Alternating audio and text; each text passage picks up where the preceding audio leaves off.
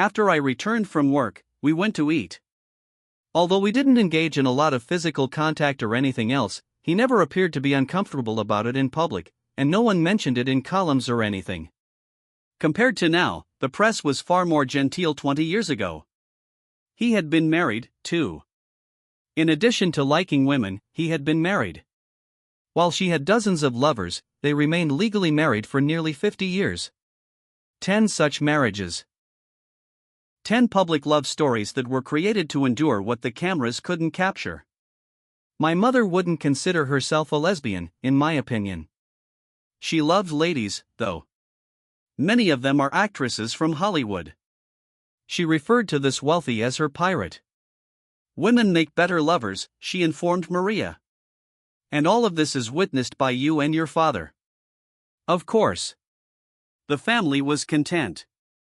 Rudolf Speer and one Marlene Dietrich. A respectable-looking marriage that remained lawful for 50 years. Marina Dietrich married Rudolf Speer in Berlin on May 17, 1923. On December 13, 1924, their lone child, Maria Elizabeth Speer, who would go on to become Maria Riva, was born. The marriage appeared to be permanent from the outside. One official story, one husband, and one daughter. In reality, it functioned more like a legal framework than a love one. Dietrich created her own existence. Men, women, freedom, and power, but the marriage itself remained a legal document. The same is true of Speer's role. It was the official name that kept the story tidy, not a jealous spouse. Two names that keep coming up around Dietrich are writer Mercedes D'Acosta, who has been connected to several actresses and is usually positioned in Dietrich's close social circle, and Joe Carstairs, who is a wealthy, openly lesbian speedboat racer and island owner. There are hard timestamps at the ending as well. Following a fall on stage in Sydney on September 29, 1975, Dietrich's stage career came to an end. The paper marriage didn't terminate until June 24, 1976, when Speer passed away from cancer. The public narrative remained wed. Not in the private life. Jean Aker and Rudolph Valentino came in second. Rudolph Valentino married actress Jean Aker in Hollywood on the evening of November 5, 1919, which is sometimes referred to as November 6. The public's desired image was achieved. The heartthrob of the new silent period has formally settled in. His hand ring, a prefabricated tale of love. It crumbled almost instantly within. The turn that became legend was documented in historical accounts. According to reports, on the night of their wedding, Aker shut Valentino out. The outcome remained the same regardless of whether it was a single, intense moment or a protracted battle that was later condensed into a single scene. The union was never a home. It made the news. And all that was left was paperwork. After then, names appear in the private line. Aker's lengthy connection with actress Grace Darrant is associated with her life. She was eventually interred next to Chloe Carter, with whom she had spent decades, according to later sources. It said husband and wife in the public frame.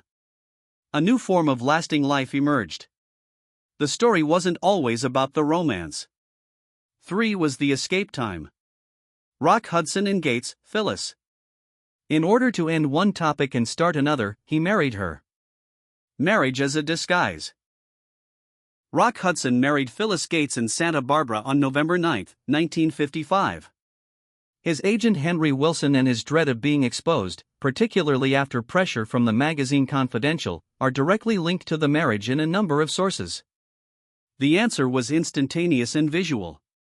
It never became a true house, but it did have a ring, a woman, and the word wedded doing the talking. According to Gates' book, Hudson had essentially abandoned her for 5 months in 1957 while she was ill with acute hepatitis while he was working in Italy. In its most basic form, that is the mechanism. On paper, they are the ideal marriage, but in real life, they are distant and perform poorly. Gates sought for divorce on the grounds of mental abuse in April 1958. Hudson didn't argue. According to the conclusion, like accounting, $250 a week for 10 years. The second track continued to appear by name, and a story that was promoted as romance finishes as a payment plan, music. When Hudson's ex-lover, Mark Christian McInnes, filed a lawsuit against the estate following his passing, the marriage ceased to make news. 4. Charles Bryant and Alla Nazimova. Until he signed documents declaring he was unmarried, he was her public husband. As a matter of public convention, Nazimova maintained Charles Bryant at her side from 1912 to 1925. A partner who makes you safer for investors, the media, contracts, and neighbors. This was not intended to be romantic. The job is more important than closeness in this purple framework. There was a private timeline under that role that was not visible. There were women in Nazimova's real life, and Glessa Marshall is the most obvious example of her later life. When the public narrative failed, she was left with her constant companion. Additionally, geography was important. The Garden of Allah, her Sunset Boulevard estate, served as a safe haven within Hollywood. Then, at the one spot where it cannot afford to fail, the structure breaks.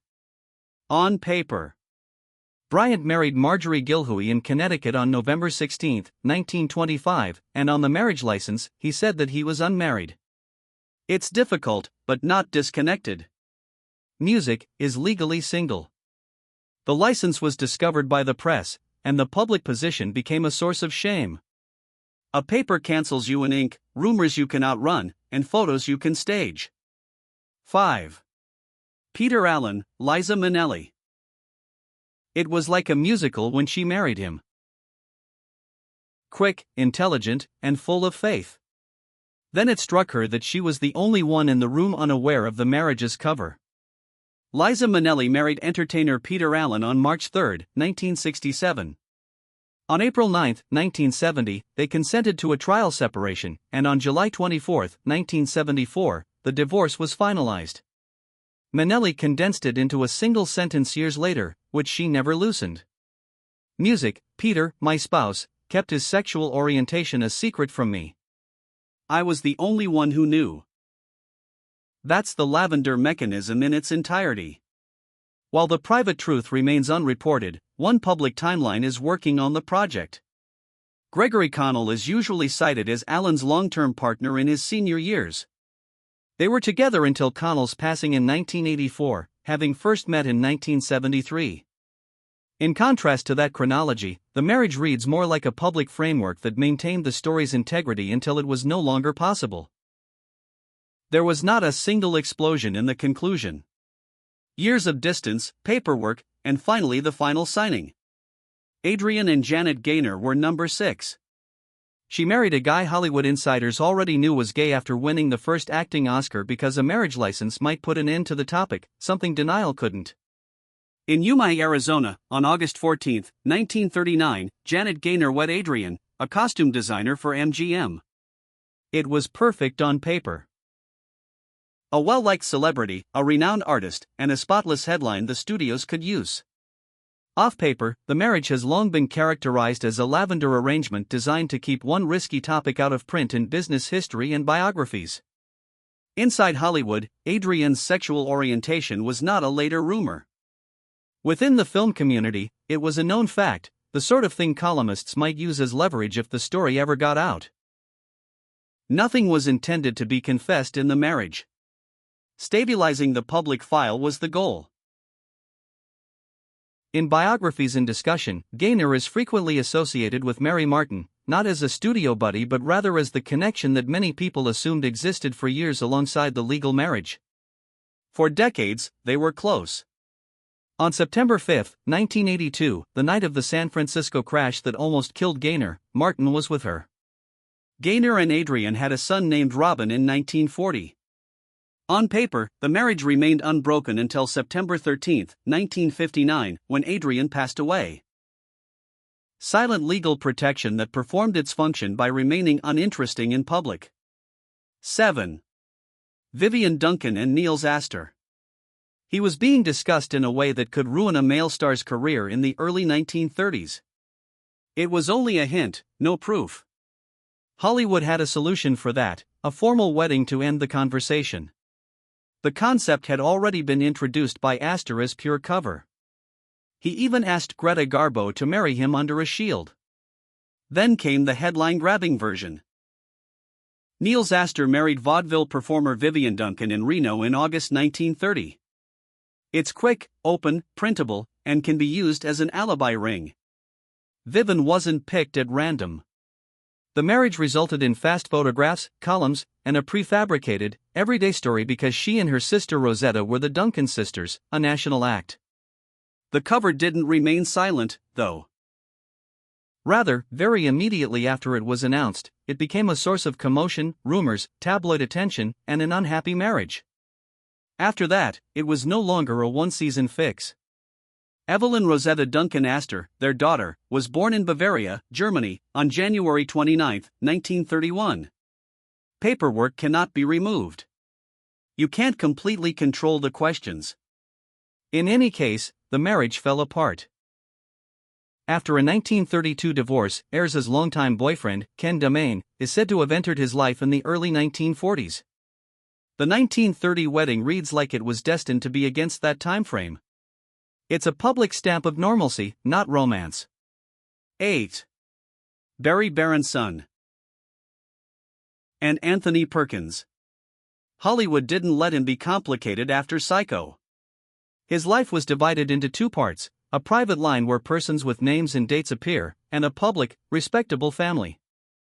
Actor Tab Hunter and Perkins had a romantic relationship in the late 1950s, their dates are often 1956 and 1959. He had a lengthier relationship with dancer and choreographer Grover Dale in the 1960s, which was most frequently dated from 1964 to 1971. Then came the marriage that was designed to appear clear-cut. Perkins married photographer Barry Barron's son in Wellfleet, Massachusetts, on August 9, 1973. She was roughly 3 months pregnant, according to the accounts. Elvis Perkins was born in 1976, and Osgood Perkins was born in 1974. It was the cleanest frame you could find from the outside. The structure of husband, wife, kids, etc., helped some questions go away. Perkins checked into hospitals under false pretenses, kept his AIDS diagnosis a secret for around 2 years, and only just before his death did he publicly accept it. With his wife and sons by his side, he passed away in Los Angeles on September 12, 1992, from pneumonia linked to AIDS. The calendar then struck once more. Barron's son traveled aboard American Airlines Flight 11 on September 11, 2001.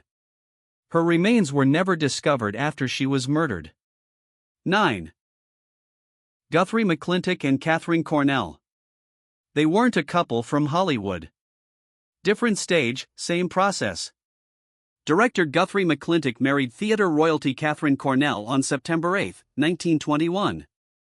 They created a unit that appeared to be inseparable in public. He gave her instructions. They lived behind a decent location and produced work through their company. The townhouse at 23 Beekman Place served as a wall. However, in conventional reports, the Lavender reading is dull within the same time frame. The marriage is a cover relationship, a public institution designed to keep the private truth out of print, and Cornell is commonly characterized. And Anthony Perkins. Hollywood didn't let him be complicated after Psycho. His life was divided into two parts: a private line where persons with names and dates appear, and a public, respectable family. Actor Tab Hunter and Perkins had a romantic relationship in the late 1950s, their dates are often 1956 and 1959. He had a lengthier relationship with dancer and choreographer Grover